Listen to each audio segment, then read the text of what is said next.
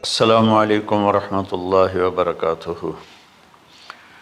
الحمد للہ الذی بیدہ الملک وہو علی کل شیء قدیر، هو الاول والآخر والظاہر والباطن وہو بکل شیء علیم، واشہد ان لا الہ الا اللہ وحدہ لا شریک لہ، واشہد ان سیدنا ومولانا محمدا عبدہ ورسولہ، ارسلہ بالحق بشیرا ونذیرا وداعیا الی اللہ بإذنہ وسراجا منیرا، صلی اللہ تعالی علیہ وعلی آلہ وعلی اصحابہ وبارک وسلم تسلیما کثیرا کثیرا، اما بعد فاعوذ باللہ من الشیطان الرجیم، بسم اللہ الرحمن الرحیم۔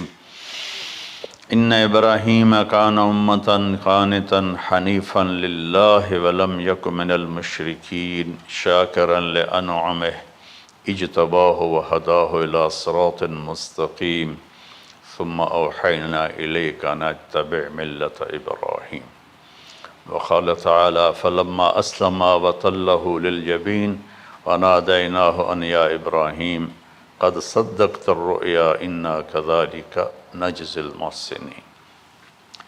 میرے محترم بھائیوں بہنوں، میرے عزیزوں، بچے بچیوں، پوری دنیا کے انسانوں، اللہ کرے میرا پیغام پوری دنیا میں پہنچے، مسلم بھی سنیں، نان مسلم بھی سنیں، کہ اچھی بات تو لینی چاہیے جہاں سے بھی ہو۔ عید قربان جس کو ہم کہتے ہیں وہ قریب ہے، 5 دن 6 دن باقی ہیں۔ یہ ابراہیم علیہ السلام کی سنت ہے، اور میرے نبی نے اس کو زندہ کیا۔ بیچ کے زمانوں میں یہ نہیں تھی، اس کو میرے نبی پاک صلی اللہ علیہ وسلم نے زندہ فرمایا، اور آپ اپنے عید کے موقع پر 2 جانور ذبح فرماتے تھے، 2 دمبے، ایک امت کے لیے اور ایک اپنے لیے۔ سبحان، ایک امت کے لیے ایک اپنے لیے۔ ابراہیم علیہ السلام سے یہ سلسلہ کیسے شروع ہوا؟ ابراہیم علیہ السلام کون ہیں، ان کی ہستی کیا ہے؟ ابراہیم علیہ السلام وہ نبی ہیں جن پر ساری امتوں کا اتفاق ہے۔ یہود بھی ابراہیم علیہ السلام کو کہتے ہیں ہمارے ہیں، عیسائی بھی ابراہیم علیہ السلام کو کہتے ہیں ہمارے ہیں، مسلمان بھی ابراہیم علیہ السلام کو کہتے ہیں ہمارے ہیں۔ آگے پھر یہود موسیٰ علیہ السلام پر رک جاتے ہیں اور عیسیٰ علیہ السلام کا انکار کرتے ہیں، عیسائی عیسیٰ علیہ السلام پر رک جاتے ہیں اور محمد مصطفیٰ صلی اللہ علیہ وسلم کا انکار کرتے ہیں۔ ان ابراہیم لأواہ حلیم، ان ابراہیم لأواہ حلیم، ابراہیم بہت مہربان، رونے دھونے والے تھے، اور ابراہیم کا مطلب بھی ہے مہربان باپ، مہربان باپ۔ ابراہیم علیہ السلام کی کہانی تو بہت لمبی ہے، اسے سنانے کے نہ مجھے سکت ہے، اور نہ ہی آگے جو ہم کاسٹ کرتے ہیں اس میں اتنی ہمت ہوتی ہے، تو ہم شروع ہی کرتے ہیں کہ ابراہیم علیہ السلام سے اللہ نے اپنے بچے کی قربانی کیسے لی، پیچھے سارے واقعات کو چھوڑ کر۔ ابراہیم علیہ السلام کو جب آگ میں ڈالا گیا اور اللہ تعالیٰ نے ان کو آگ سے زندہ سلامت باہر نکالا، تو پھر انہوں نے ہجرت فرمائی اور مصر گئے۔ مصر کا جو بادشاہ تھا وہ ہر آنے والی عورت کو زبردستی 1 رات اپنے کمرے میں رکھتا تھا، تو اس نے حضرت سارہ علیہ السلام کو بھی قبضہ کر کے اپنے کمرے میں رکھا۔ جو ہی ہاتھ بڑھاتا اس کا ہاتھ سوکھ جاتا، پیچھے کرتا تو ٹھیک ہو جاتا، پھر ایسے ہاتھ بڑھاتا سوکھ جاتا، پھر پیچھے کرتا ٹھیک ہو جاتا، پھر ایسے ہاتھ بڑھایا سوکھ گیا، پھر پیچھے کیا ٹھیک ہو گیا۔ تو اس نے کہا یہ تو کوئی اور ہی بات ہے۔ تو اس نے اپنی بیٹی حضرت ہاجرہ وہ ان ابراہیم علیہ السلام کے نکاح میں دے دی۔ ابراہیم علیہ السلام اس وقت 70 سے اوپر جا چکے تھے اور حضرت ہاجرہ 22 سال کی تھی۔ یہ 3 افراد کا قافلہ ہجرت کر کے فلسطین پہنچا، اور ابراہیم علیہ السلام کی عمر گزر گئی۔ رب ہب لی من الصالحین، یا اللہ کوئی نیک بچہ دے، یا اللہ کوئی نیک بچہ دے۔ اولاد کا نیک ہونا ضروری ہے، ڈاکٹر بنے، انجینئر بنے، عالم بنے، مفتی بنے، ان میں سے کوئی چیز ضروری نہیں، اولاد کا نیک ہونا ضروری ہے۔ اور اس کے لیے والدین کو ٹائم دینا پڑے گا، والدین کو محبت دینی پڑے گی، والدین کو گود دینی پڑے گی، والدین کو شفقت دینی پڑے گی، ورنہ اولاد اور ماں باپ 2 کنارے بن جائیں گے۔ کچھ تقریباً 84 سال کی عمر میں اللہ تعالیٰ نے حضرت ہاجرہ سے بیٹا دیا، سارہ کی بجائے ہاجرہ سے بیٹا دیا۔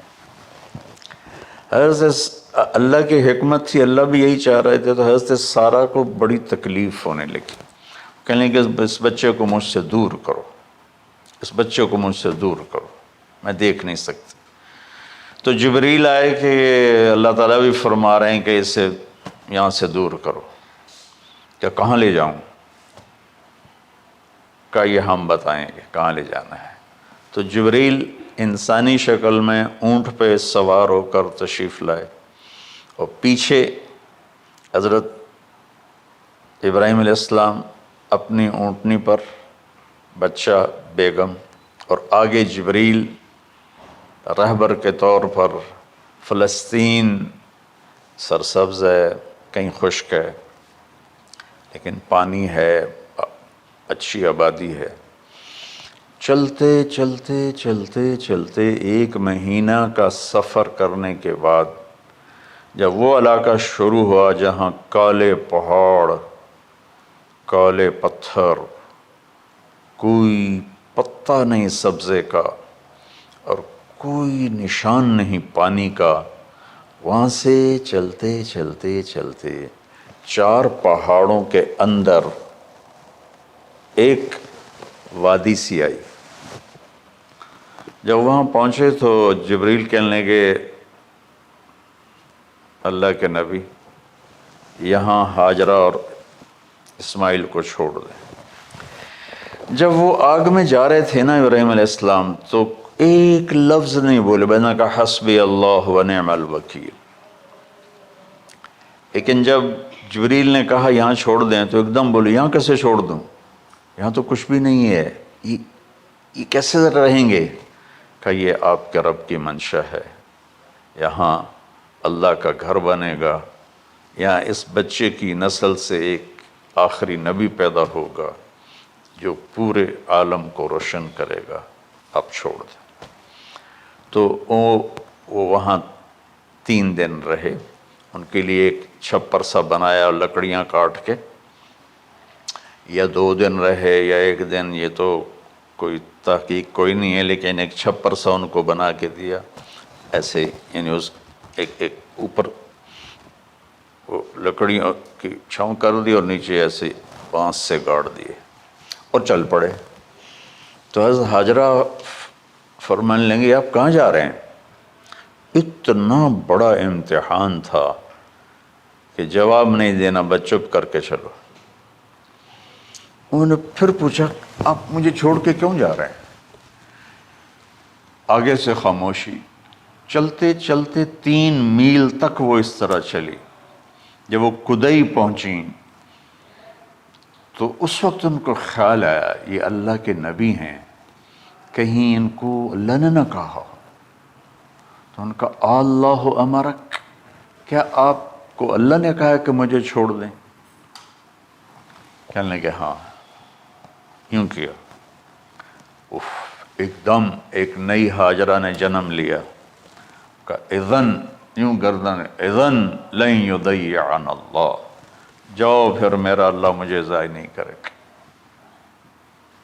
ابراہیم علیہ السلام بوجھل دل کے ساتھ پیدل چل رہے تھے، دونوں میاں بیوی اونٹنی پہ سوار ہوئے،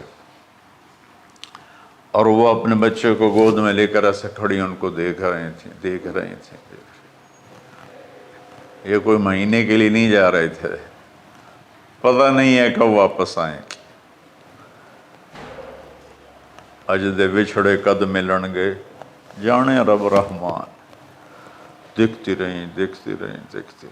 پھر انہیں ایسے پہاڑی کے اوپر چڑھے کہ اونٹ نیچے اتری، تو پھر انہوں نے منہ موڑا اور واپس اس وادی کی طرف چلیں.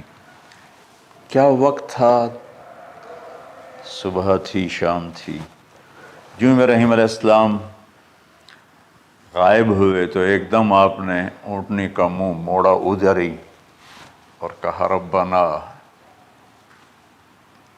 انی اسکنت من ذریت بواد غیر ذی زرع ربنا لیقیموا الصلاۃ. کیا درد ہے. آپ اندازہ لگاؤ، ایک آدمی کو 84 سال کی عمر میں بیٹا ملے اور پھر اسے ایسے جنگل بیابان میں چھوڑ دیا جائے، تو ان کے دل پہ کیا بیت رہی ہوگی. یہ اس دعا میں وہ درد ہے جو میرے بھی آنسو نکل رہے ہیں. ان کو 3 دفعہ قصہ سنا چکا. اے اللہ، تیرے ہی کہنے پر، تو جو میرا رب ہے، یا اللہ نہیں کہا، اللہم نہیں کہا، ربنا. یا اللہ تو تو مہربان ہے، اس میں بھی کوئی تیری مہربانی ہوگی، تیری محبت ہوگی، تیری شفقت ہوگی. انی اسکنت من ذریت، میں نے چھوڑ دیا اپنی اولاد کو. یا اللہ میں نے وہاں چھوڑا جہاں نہ پتہ ہے، نہ دانہ ہے، نہ پانی ہے. تو جان اور یہ جانے. اس درد بھری دعا نے عرش کو بھی ہلا دیا تھا، اور آپ نے منہ موڑا. اس باپ کو سوچو جو ہر قدم پہ اپنے معصوم بچے سے دور ہو رہا ہے، اور اس ماں کو سوچو جو ہر قدم پہ اپنے خامن سے دور ہو رہی ہے. ابراہیم کی منزل تو آگے گھر ہے، 2 بیویاں اور ہیں، ادھر تو پتھروں کے ساتھ دوستی ہے. جب ہاجر، میں ایک دفعہ میں ایسے سوچ میں بیٹھا، میں اتنا رویا. میں نے کہا جب وہ ہماری ماں ہاجرہ وہاں اکیلی بیٹھی ہوگی، وہ چاروں طرف اونچے اونچے پہاڑ تھے، اور اندر بیٹھنے والے کو باہر کا پتہ نہیں، باہر والے کو اندر کا پتہ نہیں. تو شام ڈھلی ہوگی تو اندھیری رات نے کیا ظلم ڈھایا ہوگا. کالے پہاڑوں کا اندھیرا، اندھیری رات کا اندھیرا. تارے بھی حیران ہوں گے، یہ کون بی بی بیٹھی ہوئی ہے. ستارے روزانہ ہی نکلتے تھے، لیکن آج وہ ایک نیا تماشا دیکھ رہے ہیں کہ ایک معصوم شہزادی ایک معصوم بچے کو گود میں لے کے بیٹھی ہے. کون اسے یہاں چھوڑی. چاندنی رات ہی تو چاند بھی حیران ہو رہا ہوگا، یہ کیا ہو رہا ہے، یہ کیا ہو رہا ہے، یہ کیا ہو رہا ہے. اور وہ تنہا جان آسمان کو دیکھتی ہوگی، یا اللہ یہ میرے ساتھ کیا ہوگی. وہ رات کیسی، پہلی رات کیسی گزری ہوگی حضرت ہاجرہ پر. یہ ہمارے تبلیغ والے 3 دن کے لیے جاتے ہیں، بیویاں شور مچا دیتی ہیں، چھوڑ کے جاندے پہ وہ، چھوڑ کے جاندے پہ. اس ہاجرہ کو سوچو جس پر اندھیری رات تھی، اور اسے کچھ پتہ نہیں تھا میرے ساتھ کیا ہونے والا ہے. جب دن چڑھا تو سورج نے دیکھ کر اس کی آنکھیں پھٹ گئیں کہ یہ کیا ہے. وہ تو کسی پہ رحم نہیں کرتا. اس کی آگ نے پتھروں کو تپایا، میری ماں ہاجرہ کے چھپر کو تپایا اور تڑپا کے رکھ دیا. ایک چھوٹا سی مشکیزہ تھا پانی کا، اس سے گھونٹ گھونٹ پی کے ان کے منہ میں بھی ڈال رہی تھی. اس مشکیزے پر 3 دن گزرے، پانی ختم ہو گیا. ہم 92 کے حج میں پھنس گئے مزدلفہ سے پہلے تو ہماری بس میں پانی کوئی نہیں تھا. جو اس وقت ہمارا حال ہو، ہمیں پتہ تھا 2-4 گھنٹے کے بعد پانی ہے، لیکن جو اس وقت بچے بھی تھے، چیخ و پکار تھی. ہاجرہ کی چیخیں کون سن رہا تھا؟ اور ادھر اسماعیل کی دھاڑ دھاڑ شروع ہو گئی، پیاس کی وجہ سے، بھوک کی وجہ سے. بے بس ماں دیکھ رہی ہے، میں کیا کروں؟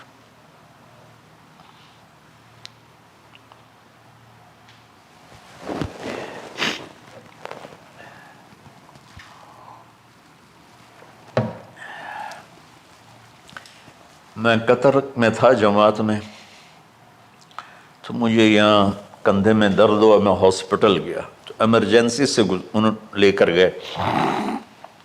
ایک بچہ تڑپ رہا تھا اس میں، جو ہاسپٹل کا بیڈ ہوتا ہے چھوٹا سا.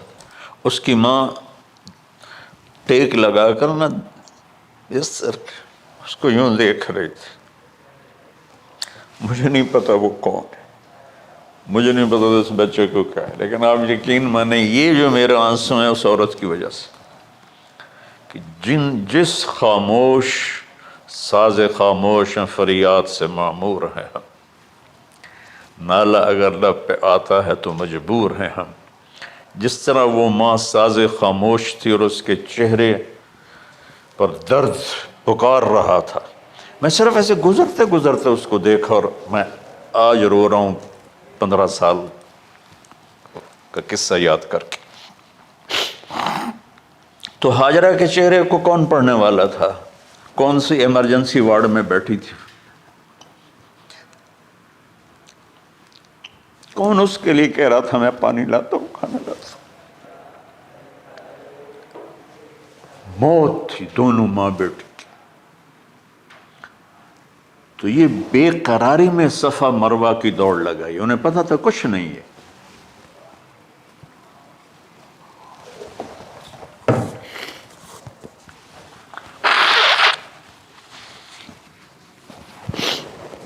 انہیں معلوم تھا کچھ نہیں ہے، لیکن وہ اس کو تڑپتے دیکھ نہیں پا رہے. وہ بھاگیں، صفا پہ چڑھی، ادھر دیکھ ادھر دیکھ، ابھا دیکھاں لمحہ دیکھاں، ڈٹھی دل کو دیواں ٹیکاں، سجن مل سم کے مر پوساں. یہ ہماری سرائکی کا شاعری ہے. مشرق دیکھتے ہوں، مغرب دیکھتے ہوں، دائیں بائیں دیکھتے ہوں، کوئی ہے میری فریاد سننے والا. یہ حالت تھی اس وقت ام اسماعیل کی. نیچے اتری جہاں وہ ٹیوب لائٹس آتی ہیں، وہاں وہ نیچے ہو گئے اور بچہ غائب ہو گیا. تو دوڑ لگاتے. مصر کی شہزادی اور مکے کے نوکدار پتھروں کے اوپر دوڑ رہی تھی. جب بچہ نظر آیا پھر آہستہ ہو گئی، پھر مروہ پہ چڑھی، پھر صفا پہ چڑھی، پھر مروہ پہ چڑھی، پھر صفا. مجھے لگتا ہے صفا مروہ بھی رو رہے ہوں گے اس وقت، اور مکے کے پہاڑ بھی رو رہے ہوں گے. سورج بھی اس وقت رو رہا ہوگا. آخر وہ مروہ پہ تھک کے گر گئیں. یہ نہیں کہ انہیں 7 چکر لگانے تھے، 7ویں چکر کے بعد ان کی ہمت جواب دے گئی. وہ گر گئیں اور ان کا جینا چاہا کہ میں بچے کو اپنے سامنے مرتا دیکھوں، اس لیے وہیں گر گئیں کہ میں اتھے مر جاؤں اتھے مر جاؤں. پھر ایسے حسرت بھری نظروں سے یوں دیکھا، مر گیا کہ نہیں. تو وہاں ایک آدمی کھڑا تھا. پھر مردہ جسم میں پھر جان آ گئی. پھر انہوں نے اپنے آپ کو اٹھایا اور دوڑ لگائی. پہنچی تو آدمی غائب تھا اور پیڑیوں سے پانی نکل رہا تھا. اتنے چکر کیوں لگوائے؟ پہلے ہی نکال دیتا۔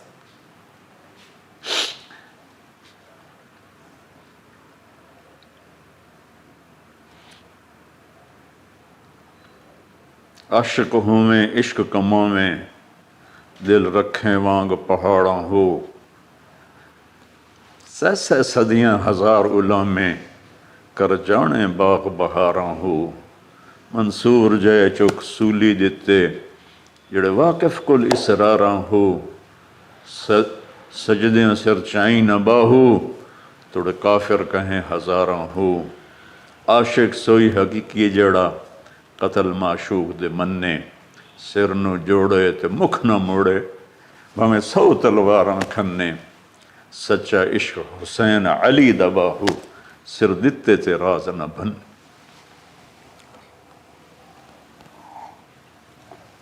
کوئی ابراہیم کا گلہ نہیں، شکوہ نہیں۔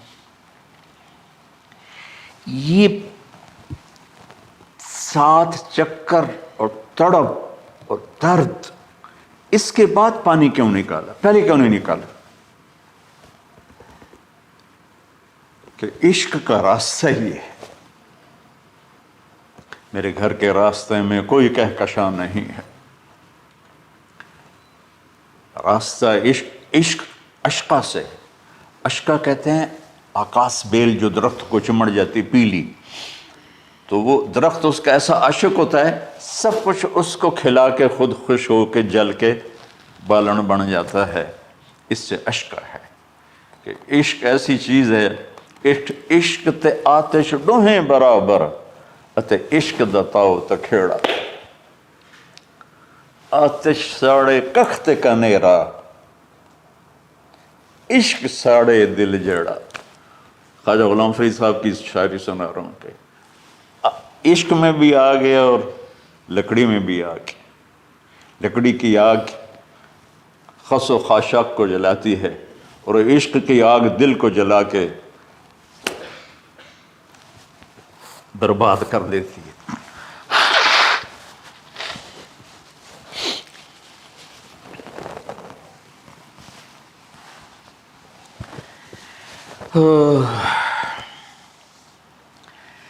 یہ دنیا میرے بھائی بہنوں امتحان کی جگہ ہے، ہم اسے جنت بنانا چاہتے ہیں، ہم یہاں اپنی مرضیاں پوری کرنا چاہتے ہیں۔ اللہ کی قسم، اللہ کی قسم، اللہ کی قسم، جس نے اپنی مرضی پہ چلنا شروع کیا وہ تباہ ہو گیا، جو اللہ رسول کی غلامی کے دائرے میں آیا وہ کامیاب ہو گیا۔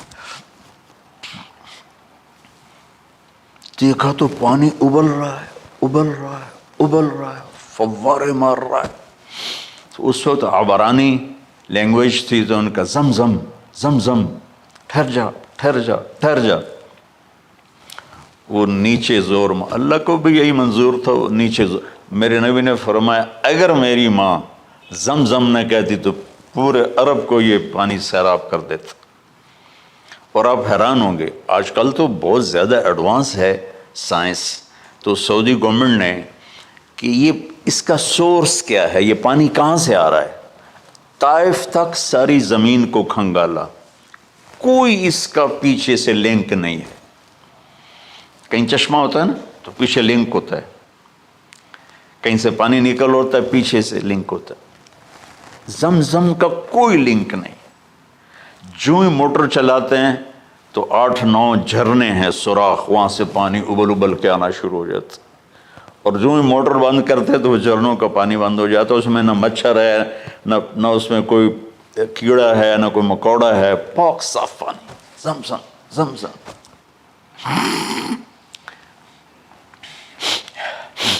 جتنا اونچا بنانا ہو بلڈنگ اتنی گہری بنیاد۔ اس ماں بیٹے سے محمد مصطفیٰ نے آنا ہے تو پھر بنیاد تو گہری ہوگی نا، ایسے تو نہیں ہے نا۔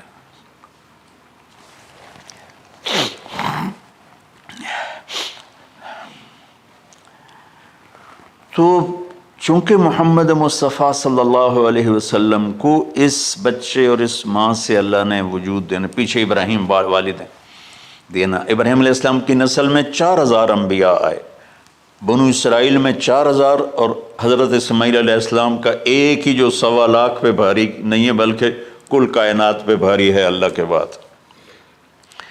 تو اس لیے پسائی ہوئی یہ جو بناتے ہیں اپنی باڈیز، وہ اپنی کتنی پسائی کرتے ہیں، وزن اٹھاؤ، دوڑو، وہ کیا کیا اپنے آپ کو مشقت میں ڈالتے ہیں، تب جا کے وزن وہ نکھر کے آتے ہیں۔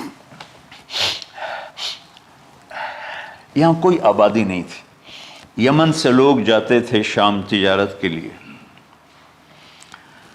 تو قبیلہ جرہم کا گزر تھا، پانی نہیں تھا، تو وہ پانی کی تلاش میں تھے، انہوں نے پرندے دیکھے، وہ کہنے کہ پرندے تو پانی پر آتے ہیں، انہوں نے 2 آدمی بھیجے، آگے دیکھا ایک خاتون، ایک بچہ اور کنواں تو نہیں تھا، پانی چشمہ، تو وہ سارے آئے اور کہا کہ بہن ہم یہاں ٹھہر جائیں، کہ اب ٹھہرو لیکن پانی میرا، ان کا ٹھیک ہے پانی آپ کا ہے۔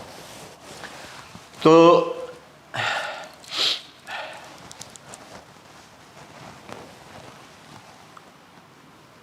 ایک سال کے بعد اجازت ملی، جاؤ مل کے آؤ، مل کے آؤ۔ جس گھاٹی سے ابراہیم کو جدا کیا تھا اس پر کتنی دفعہ حضرت ہاجرہ کی نظر پڑتی ہوگی،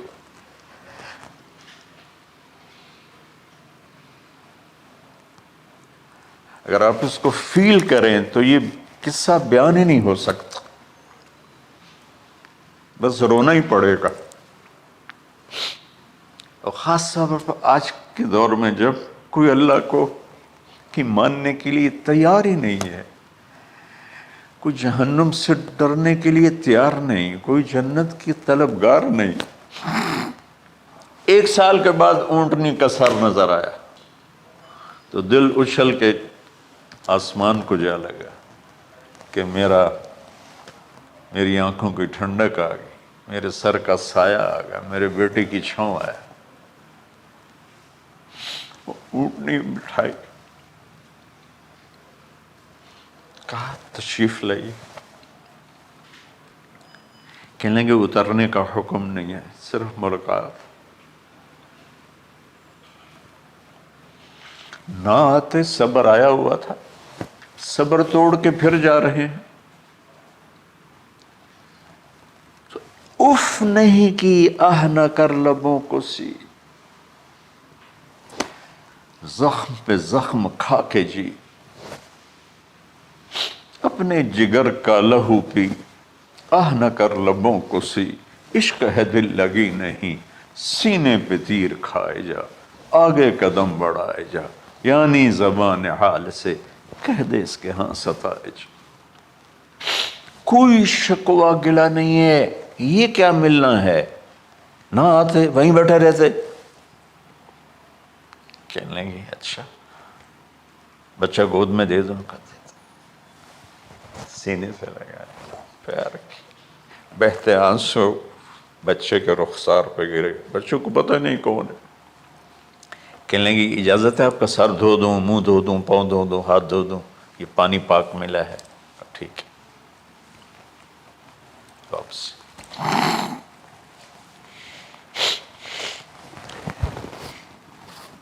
فلما بلغ معه السعی، جب وہ بچہ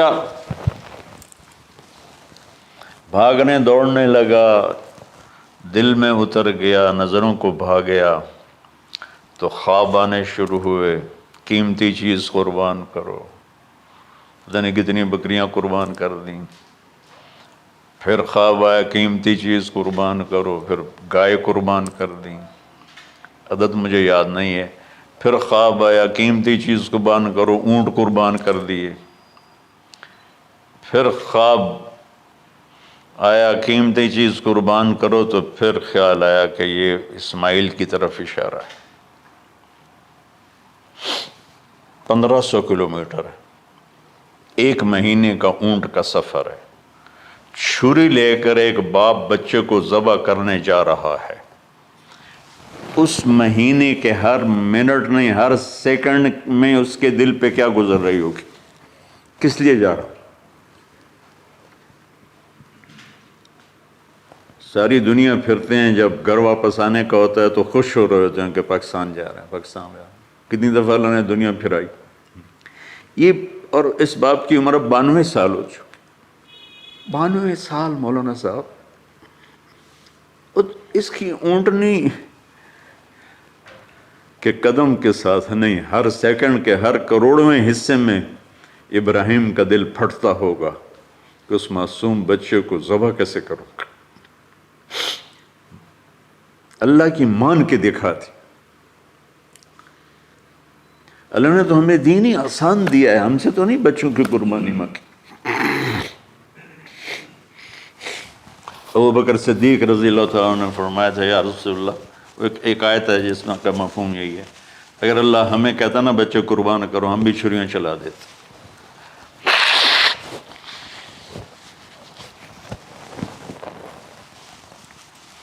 تو میں اس تصور میں جب ڈوبتا ہوں میں رونا شروع کر دیتا۔ عاصم کا بازو ٹوٹا، 6 سال کا تھا، اس کو جوڑ رہے تھے تو اس کی چیخیں نہیں کر رہی تھی، میں باہر نکل گیا، مجھ سے چیخیں سنی نہیں گئی، حالانکہ اس کا علاج کرنے کے لیے کر رہے تھے۔ اور یہ 92 سال کی ہستی بڑھاپے میں 1 مہینے کی اذیت برداشت کرتے ہوئے جا رہے ہیں کہ بیٹا ذبح کرنا ہے، بیٹا ذبح کرنا ہے، بیٹا ذبح کرنا ہے۔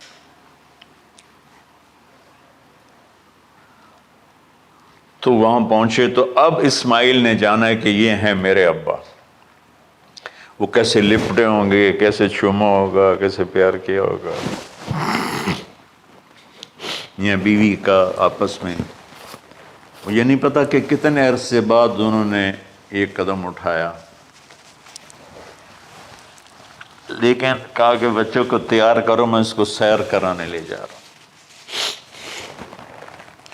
بڑی خوش ہوئی، ماں بھی بچہ بھی اچھل رہا ہے، اور لے کے پہنچے جمرہ کبریٰ پر، وہ جو شیطان کو 3 جگہ مارتے ہیں، تو آخری جگہ وہاں اس وقت ایک تنگ سی جگہ تھی پہاڑوں میں گھری ہوئی، وہاں پہنچے تو کہتے ہیں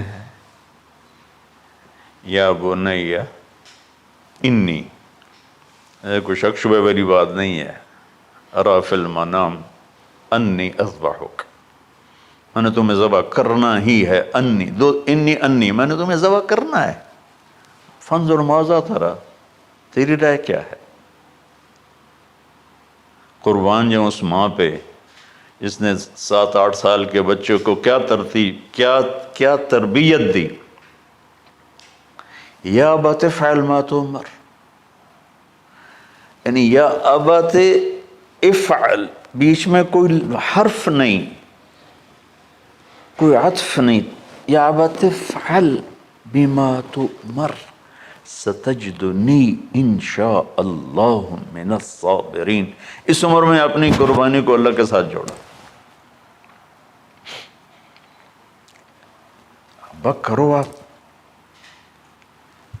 یہ جب ماں اپنے بچے کو فوکس کر، آج کی مائیں، میں گلہ کرتا ہوں آپ کے والدین سے، میں گلہ کرتا ہوں، انہوں نے اپنی اولاد کو فوکس نہیں کیا، یہ اپنے دھندوں میں اتنا پھنسے ہوئے ہیں، اپنے کاموں میں، اس بدبخت یہ کیا فون ہے، کیا کہتے ہیں اس کو، اسمارٹ فون، سیمسنگ موبائل، اس میں اتنا گم ہو گئے ہیں کہ بچے اگنور ہو گئے ہیں۔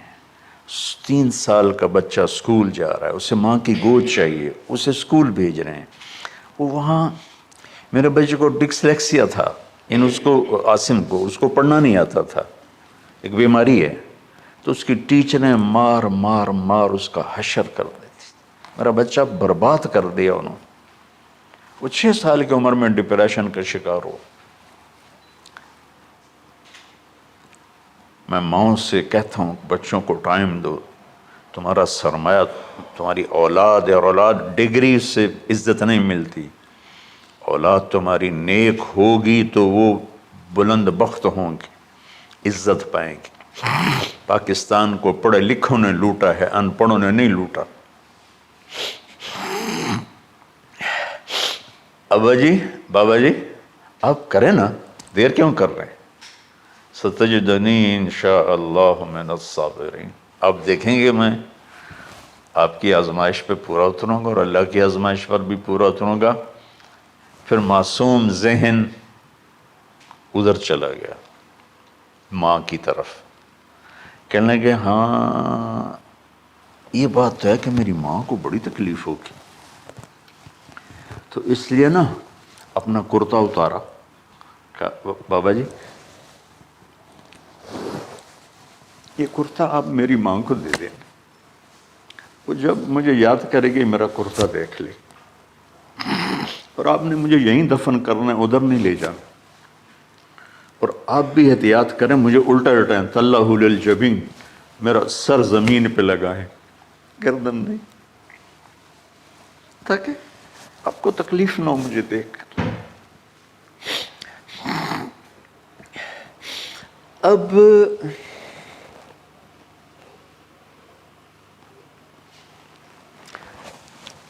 میں تو مرغی ذبح ہو رہی ہوں نا تو اس کو تڑپتے نہیں دیکھ سکتا۔ قربانی کے لیے مفتی صاحبان کہتے ہیں کہ اوپر کھڑا ہونا چاہیے، خود کرے یا اوپر کھڑا ہو، میں نہیں کھڑا ہو سکتا۔ جانور جب تڑپتا ہے تو مجھے کچھ ہونے لگتا، تو میں بچوں کو بھیجتا ہوں جاؤ قربانی پہ کھڑے ہو۔ جیسے ابراہیم علیہ السلام کا تصور کر کے میری چیخیں نکل کہ انہوں نے جب ان کی کمر پہ گوڈا رکھا ہوگا یوں کر کے، ہاتھ باندھے، پاؤں باندھے، اور سر کے بال یوں اٹھا کے یہاں لائے ہوں گے سر کو، اور چھری یہاں رکھی ہوگی، کیا کیفیت؟ تو یوں آسمان کو دیکھ کر کہ یا اللہ کیا تم مجھ سے ناراض ہو گیا کہ میرے دل میں اسماعیل زیادہ اتر گیا ہے؟ یا اللہ ایسا کبھی نہیں ہے، یا اللہ یا میرا کوئی امتحان تو لے رہا ہے، یا اللہ تیرے اوپر سب کچھ قربان ہے، اور یوں چلائی، اور اللہ تعالیٰ نے چھری کی کیا حیثیت ہے، اس نے چلنے سے انکار کر دیا، پھر چلائے، پھر چلائے۔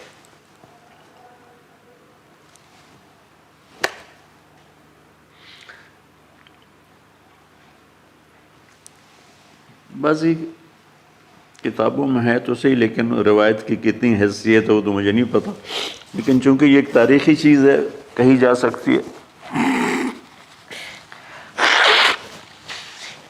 کہتے ہیں پھر گئے اور چھری کو تیز کیا پتھر پر، تیز کر کے جب آئے نا اور بال پکڑے، آسمان کے فرشتے 2 دفعہ روئے ہیں انسانی تاریخ میں، آسمان کے فرشتے 2 دفعہ روئے ہیں انسانی تاریخ میں۔ ایک جب ابراہیم علیہ السلام نے ان کی کمر پہ اپنا گھٹنا رکھا کہ سر کے بال پکڑ اور چھری پکڑ کے یہ کہا یا اللہ تم مجھ سے ناراض ہو، تو آسمان کے فرشتوں کی چیخیں نکل گئی۔ اور ایک جب اللہ کے نبی کو طائف میں پتھر پڑے کہ اللہ من یشکو الیک ضعف قوتی، تو آسمان کے فرشتوں کی چیخیں نکل گئی۔ جب ہمارے نبی کو طائف والوں نے مارا اس پر، یہ 2 دفعہ آسمان کے سب فرشتے روئے۔ تو پھر اللہ نے کہا بس، نادیناہ ان یا ابراہیم قد صدقت الرؤیا انا کذلک نجزی المحسنین، ابراہیم تو پاس ہو گیا ہے۔ چھری چل گئی، اور آنکھوں پر تو پٹی تھی، چھری چل گئی، پٹی کھولی تو سامنے کبش تھا، دمبا اور اسماعیل اور جبریل کھڑے ہوئے تھے۔ اس جانور کی قربانی ایک علامت ہے، اس قربانی سے ایک پیغام ہے کہ اپنے غلط جذبات کو اللہ پر قربان کر دو۔ ہم سے اللہ نہیں کہہ رہا بچے قربان کرو، ہم سے کہہ رہا غلط جذبات قربان کرو۔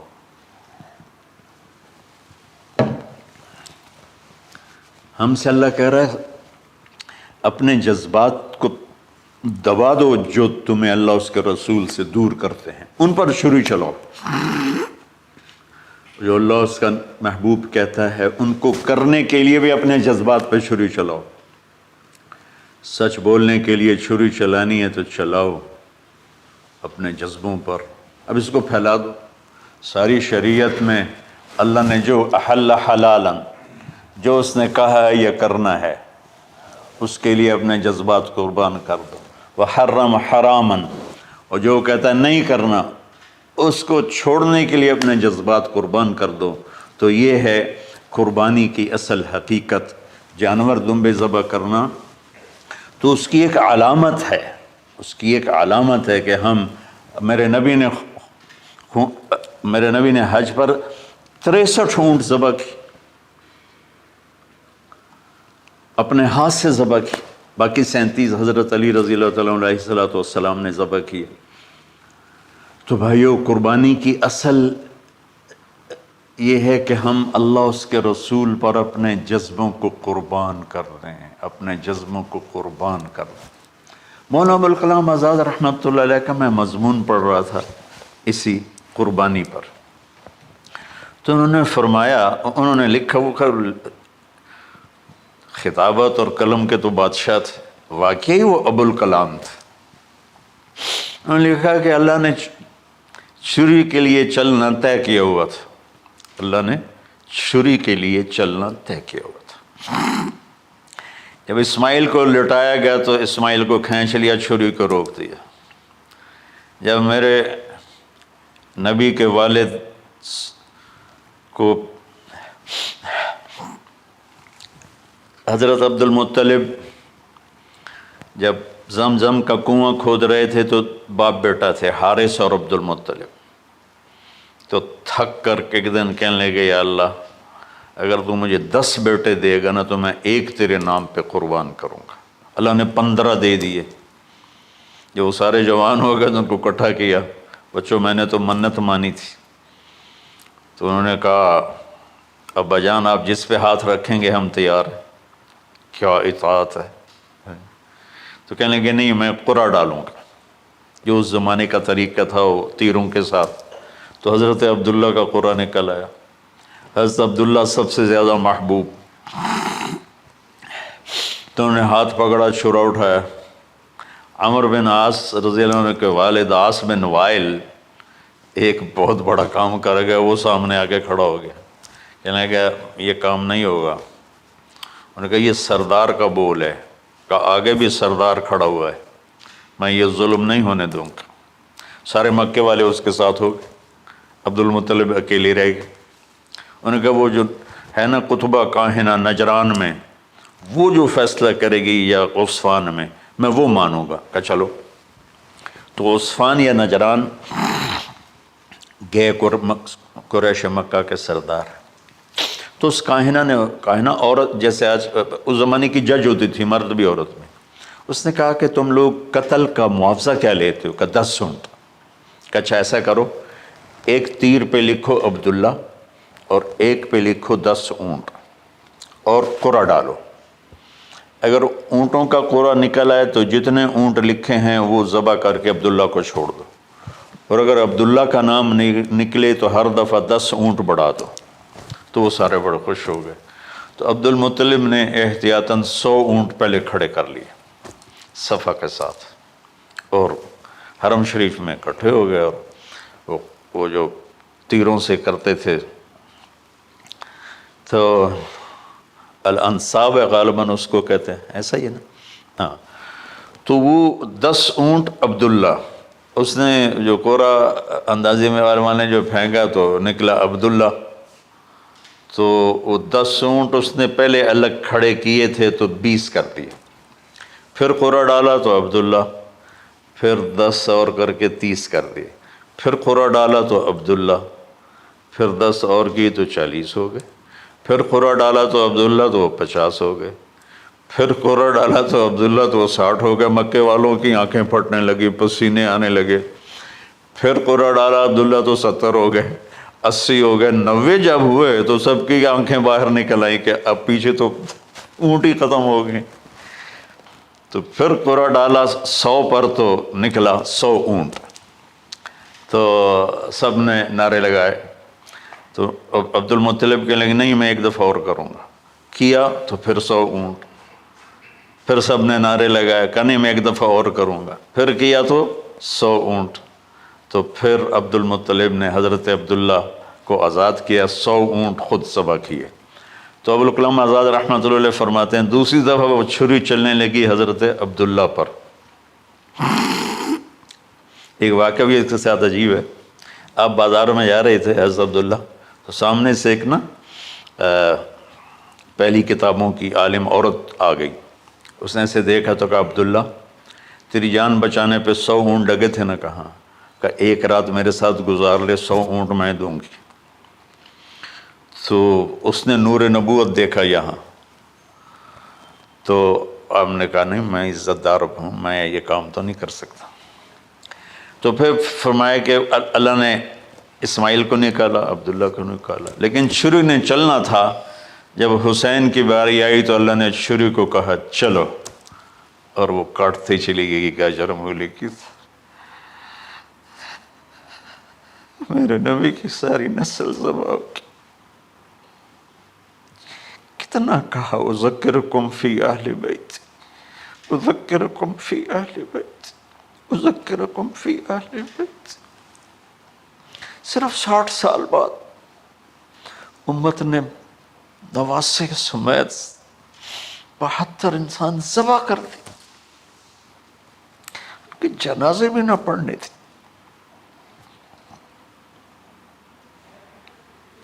اقبال نے کہا تھا نا قتل حسین اصل میں مرگ یزید ہے، اسلام زندہ ہوتا ہے ہر کربلا کے بعد۔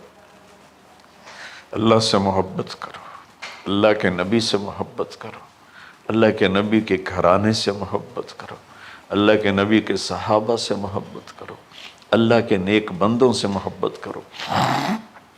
عید قربان کا فلسفہ ہے اللہ اس کے رسول کی اطاعت پہ قربان ہو جانا۔